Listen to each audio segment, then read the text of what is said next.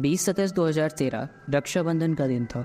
चंडीगढ़ में पीजी के चौथी मंजिल से हरीश गिरा था। वो बीटेक के आखिरी साल का बच्चा था।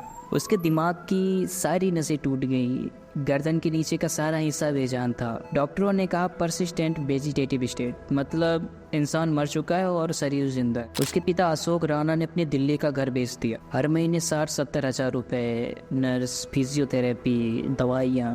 3 साल 5 साल ऐसे ही करते करते 10 साल 13 साल बीत गए और 13 साल बिस्तर पर पड़े रहने से उसकी बॉडी सड़ने लगी। बेडसोर के गहरे जख्म और उसकी हड्डियां तक दिखने लगी थी। उसकी माँ रोज मरहम लगाती पर जख्म और ही गहरे होते गए।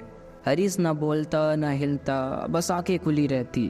उसकी माँ ने 4 साल पहले कहा था कि राष्ट्रपति को चिट्ठी लिखो, पर उसके पिता जानते थे कि ये रास्ता इतना आसान नहीं है। और फिर बात हुई ब्रह्म कुमारी संस्था से, जहाँ इसका परिवार काफ़ी सालों से जुड़ा था। और वहाँ की एक सीनियर बहन ने हरीश के परिवार को वकील दिलाया जिसका नाम मनीष जैन था। और फिर कानूनी लड़ाई शुरू हुई।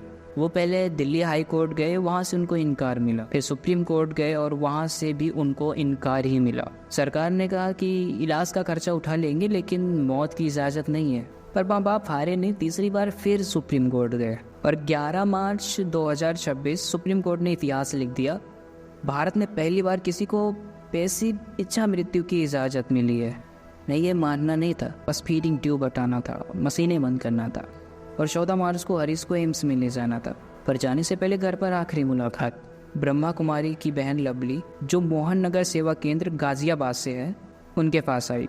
उन्होंने हरीश के माथे पर हाथ रखा और एक चंदन का तिलक लगाया और धीरे से बोली, सबको माफ करते हुए, सबसे माफी मांगते हुए उठ जाओ, ठीक है। 13 साल की नींद अब हमेशा के लिए खत्म होने वाली थी।